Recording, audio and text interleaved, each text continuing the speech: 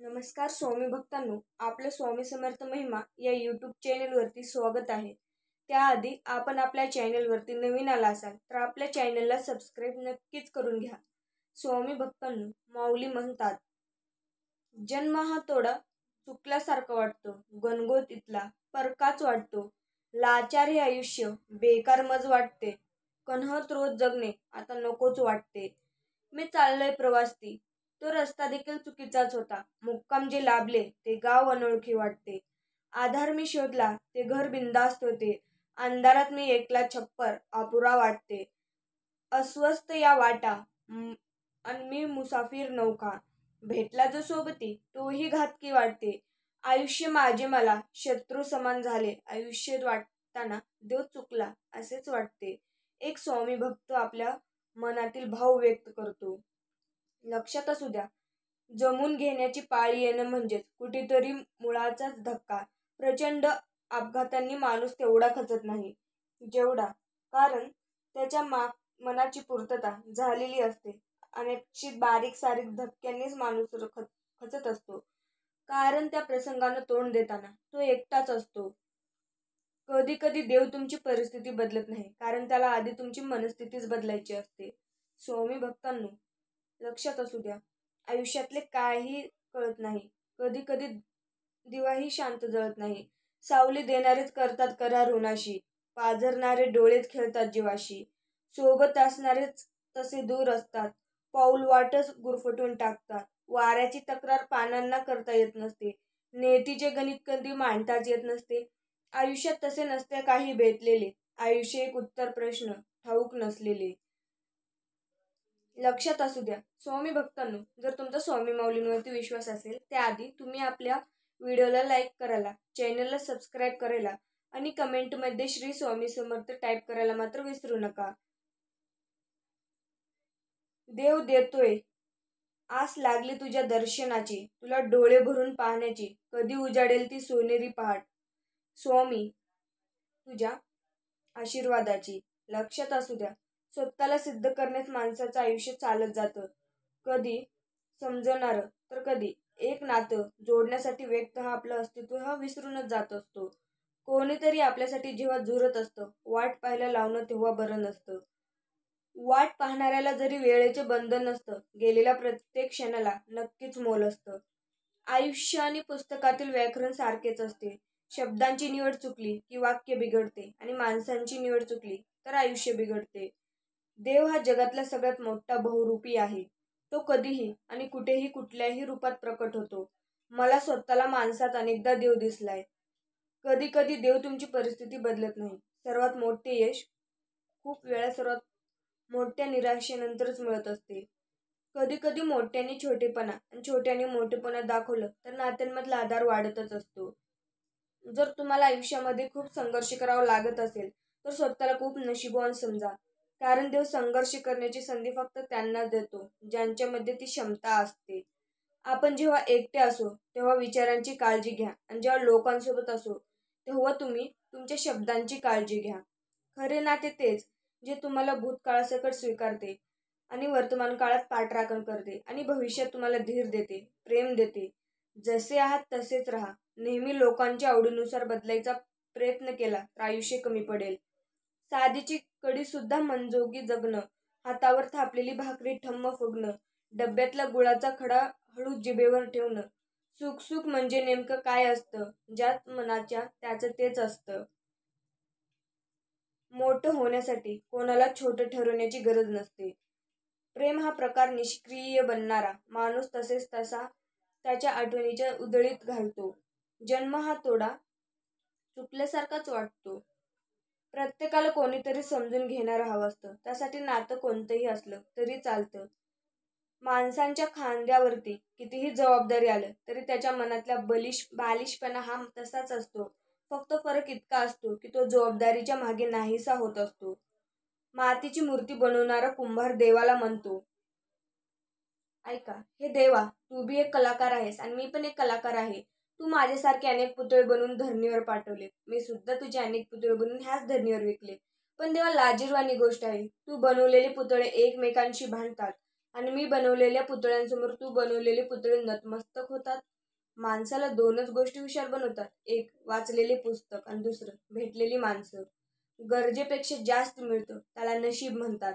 सर्व काही हसूनी रडवतं त्याला दुर्दैव म्हणतात.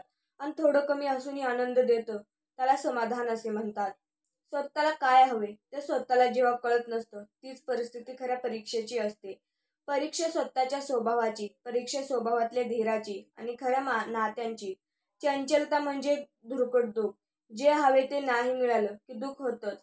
पण नक्की काय नाही मिळालं म्हणून दुःख होते हे माहिती नसेल तर त्याहून जास्त दुःख होतं.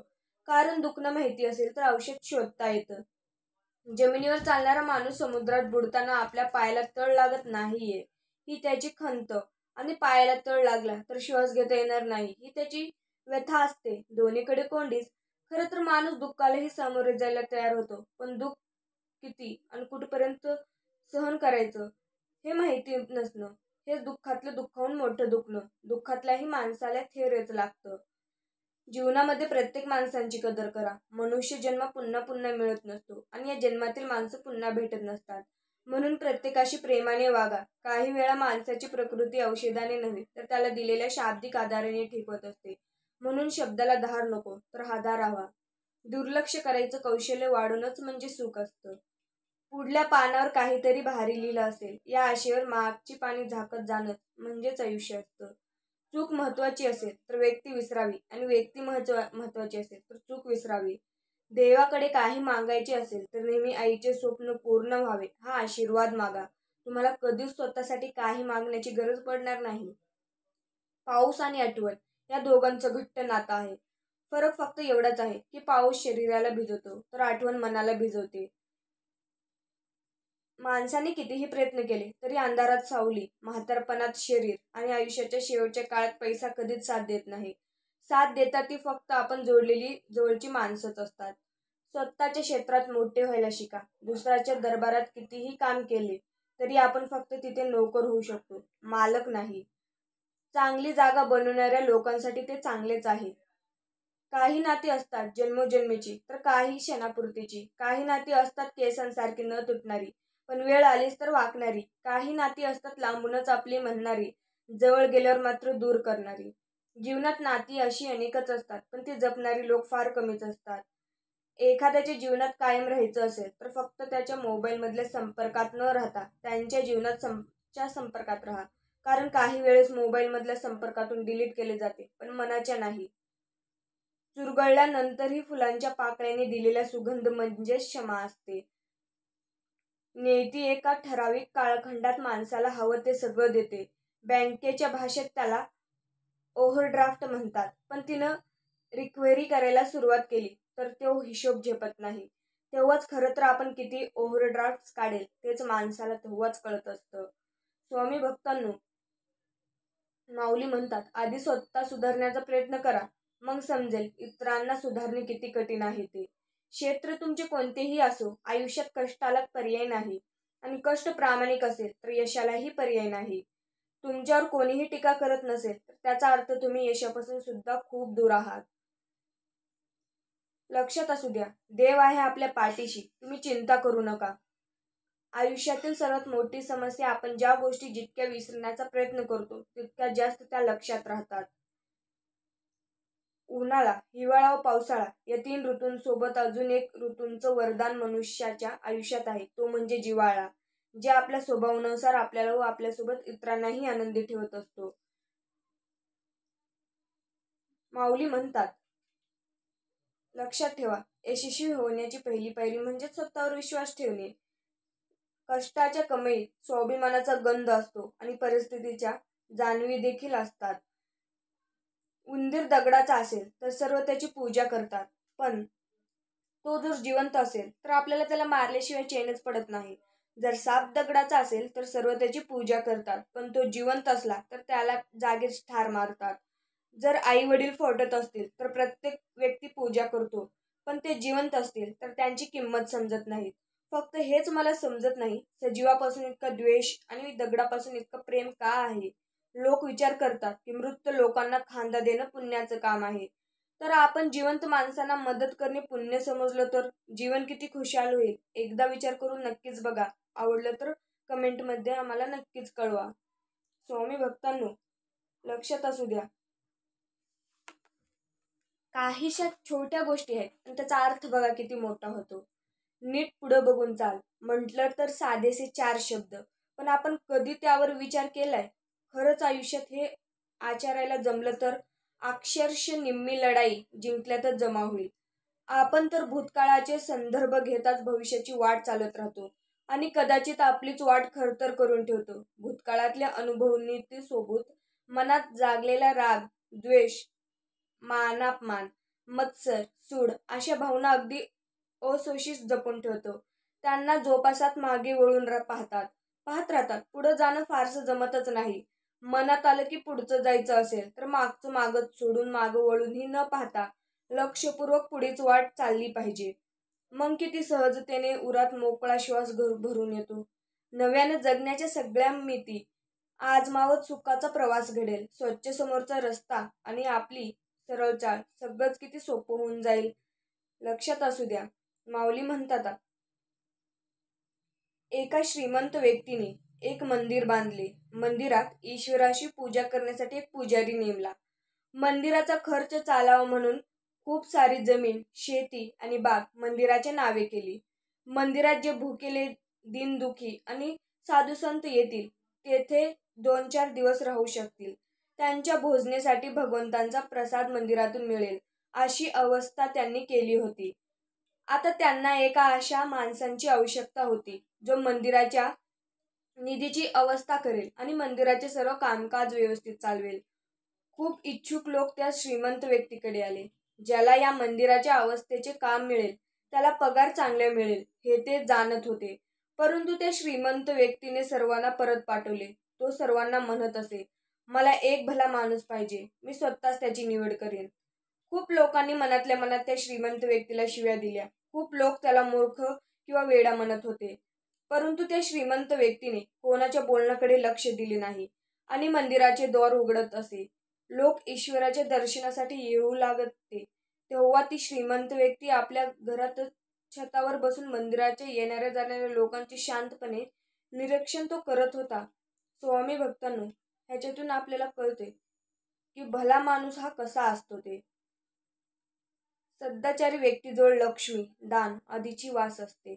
महाभारतकालीन राजा सत्यदेव एक दिवस सकाळी उठले तर त्यांना एक सुंदर स्त्री राजवाड्यातून बाहेर पडताना दिसली. राजाने आश्चर्यचकित होऊन त्या स्त्रीला हात जोडून नम्रपणे विचारले, आपण कोण आहात? त्यावर त्या स्त्रीने सांगितले, मी लक्ष्मी आहे. आता या राजवाड्यातून मी जात आहे. तेव्हा राजाने तिला सांगितले, तू जाऊ शकतेस. लक्ष्मी बाहेर पडली. नंतर लक्ष्मीच्या पाठोपाठ एक सुंदर पुरुषाला राजवाड्याबाहेर पडताना पाहून राजाने त्यालाही विचारले, आपण कोण आहात? त्यांनी उत्तर दिले, माझं नाव दान आहे. लक्ष्मी बाहेर गेल्यानंतर आपण दान करू शकणार नाही म्हणून मीही तिच्याही सह जात आहे. राजाने सांगितले, आपण सुद्धा राजवाडा सोडून जाऊ शकता. त्यानंतर त्याच्या पाठोपाठ तिसरा पुरुष यश निघून गेला. त्यानंतर चौथा पुरुष प्रकट झाला आणि बाहेर पडू लागला. तेव्हा राजाने त्यालाही हात जोडून नम्रपणे त्याचे नाव विचारले. तो पुरुष म्हणाला, माझे नाव सदाचार. राजाने म्हटला, मी तर तुझं कधीच त्याग केला नाही. तू मला सोडून का जात आहेस? तुझ्यासाठी मी लक्ष्मी, दान आदीचा त्याग केला आहे. मी तुला जाऊ देणार नाही. तू मला सोडून गेला तर माझे सर्वस्व जाईल. राजाचे हे बोल ऐकून सदाचार राजवाड्यातच थांबला. सदाचार बाहेर पडला नाही. ते पाहून बाहेर गेलेली लक्ष्मी, दान आणि यशी परत आले. भक्तांनो, सदाचाराने वागणे हेच आयुष्याचे सर्वस्व आहे. सदाचार नसेल तर दान, लक्ष्मी आदीचा काहीच आपल्या जीवनात उपयोग नसतो. म्हणून आपल्याला माऊली म्हणतात, दिवस कधी मावळला ते कळलेच नाही. त्या दिवशी पाहुण्यांची भर भरून गेली होती. आजीच्या वयाला 75 वर्षे पूर्ण होत होती. सर्वजण या निमित्ताने एकत्र आलेले पाहून आजी तृप्त झाली होती. एकमेकांशी रक्ताने व मनाने जोडलेल्या 3 पिढ्या एकत्र जमल्या होत्या. दिवसभराच्या कार्यक्रमानंतर संध्याकाळी हास्य विनोदात मनमोकळ्या गप्पा सारेजण दंग होते आणि अगदी अचानक एका गप्पात एक अनोळखी आवाज ऐकू आला. जीजी, मी आलो ग. खूप वर्षांनी आजीने हा आवाज ऐकला. आणि दिवस कधी मावळले हे कळलेच नाही. आजीने आवाजाच्या दिशेने पाहिले तर एक गोरापान तेजस्वी तरुण तिच्या जवळ आले. त्याने तिला वाकून नमस्कार केला. जीजी, ओळखलंस मला? आजीने त्याला क्षणभर न्याहाळले आणि म्हणाली, तुला रे, कोण विसरणार? तिच्या चेहऱ्यावर आश्चर्यमित सुखद भाव हरतळत होता. दोघांच्याही डोळ्यात अश्रूंची गर्दीच केलेली होती. स्वामी भक्तांनो, माऊली आपल्याला सांगतात, एका मोठ्या शहरामध्ये एक श्रीमंत व्यक्ती राहत होता. त्याच्याकडे भरपूर पैसा होता आणि नुकतेच त्याने शहरात एक मोठे घर घेतले होते. त्याच्याकडे धनसंपत्ती तर भरपूर होतीच, परंतु शरीराने तो अतिशय दुबला व अवस्थेत होता.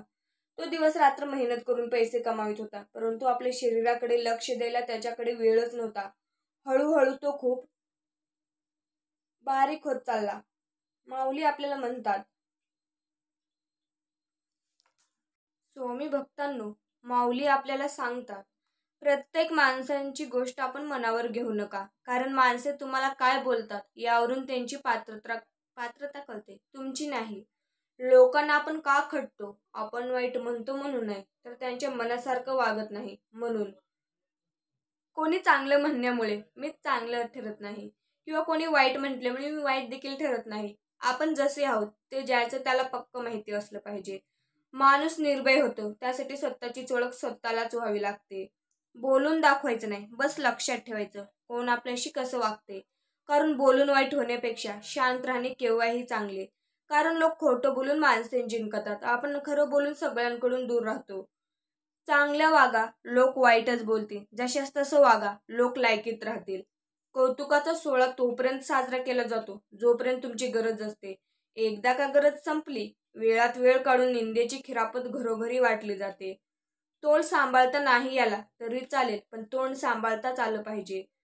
टीका करणाऱ्यांना बोलू द्या, नाहीतर तुमच्या फुकटचा प्रचार बंद होईल. समजूतदार लोक कधीच भांडत नाहीत, फक्त आग लावून बाजूला होतात. आम्ही वाईटच ठीक आहोत, चांगला बनण्याचा नाटक तर करत नाही. आपला स्पष्ट स्वभाव समोरच्याला जर खटकत असेल तर ती त्याची समस्या आहे. आपण फक्त आरशाप्रमाणे राहायचं. काळजी तर त्यांनी करायची ज्यांचा मुखवटा हा नकलीच आहे.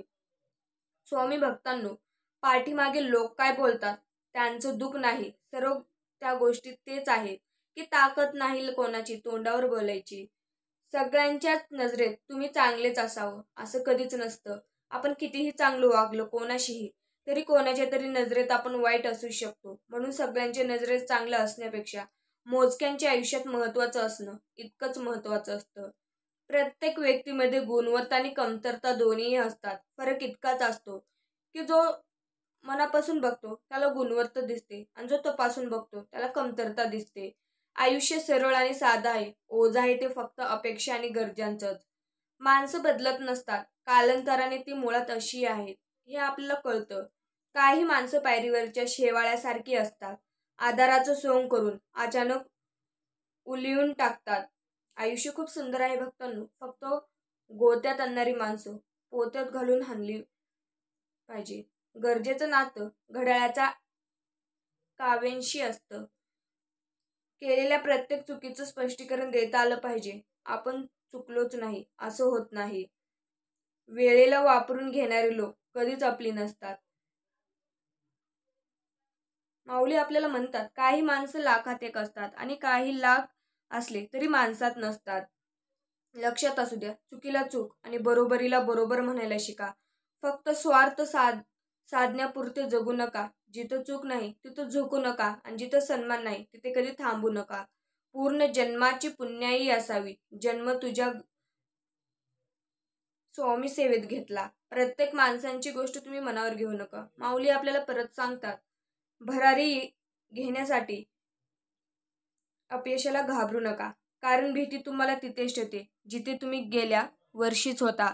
स्वामी भक्तांनो, जर तुम्हाला तुमच्या स्वप्नांवर विश्वास आहे तर त्यासाठी लढायला तुम्ही नेहमीच तयार राहा.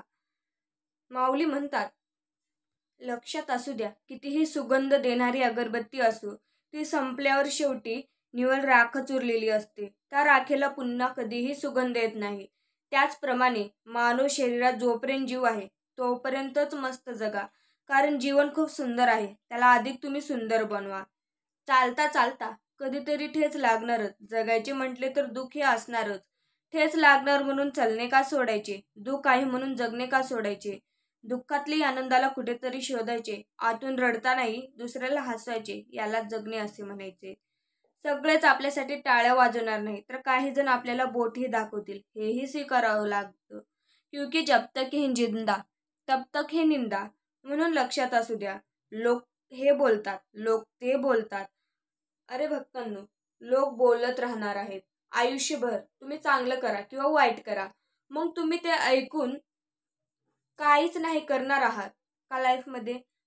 थोडं त्या लोकांचं ऐकणं, त्या लोक तुम्हाला पोसायला नाही येणार आहेत, हे कायम तुम्ही लक्षात ठेवा. एवढ्या लवकर जगातील कोणतीच गोष्ट बदलत नाही जेवढ्या लवकर माणसाची वृत्ती आणि दृष्टी बदलत असते. चांगलं करायला जमत नसेल तर दुसऱ्यांचं वाईट हे करू नका, कारण वेळ प्रत्येकाची येते. फक्त त्यावेळेस कारण वेगळी असतात. अपेक्षा आणि समाधान यात अंतर एवढंच की अपेक्षा माणसाला दुःखात ठेवते आणि समाधान हे माणसाला सुखात ठेवत असते. प्रतिभा परमेश्वराकडून मिळते म्हणून परमेश्वरासमोर नतमस्तक राहा. प्रतिष्ठा समाजाकडून मिळते म्हणून समाजाचे आभारी राहा. परंतु मनोवृत्ती व अहंकार स्वतःकडून मिळतो, त्यापासून मात्र सावध राहा. फक्त लिहिता वाचता येणारे म्हणजे शिक्षण नव्हे, तर बुद्धीला सत्याकडे, जीवनाला माणुसकीकडे, शरीराला श्रमाकडे नेण्याचा मार्ग म्हणजे शिक्षण असते. रस्त्याला जेव्हा सगळं संपून गेले असं आपल्याला वाटतं, तीच खरी वेळ असते आपण काहीतरी नवीन करून दाखवायचे. तर स्वामी भक्तांनो, असंच आपल्या स्वामी माऊलींचे संदेश पाहण्यासाठी आपल्या चॅनलला तुम्ही सबस्क्राईब नक्कीच करून घ्या. श्री स्वामी समर्थ.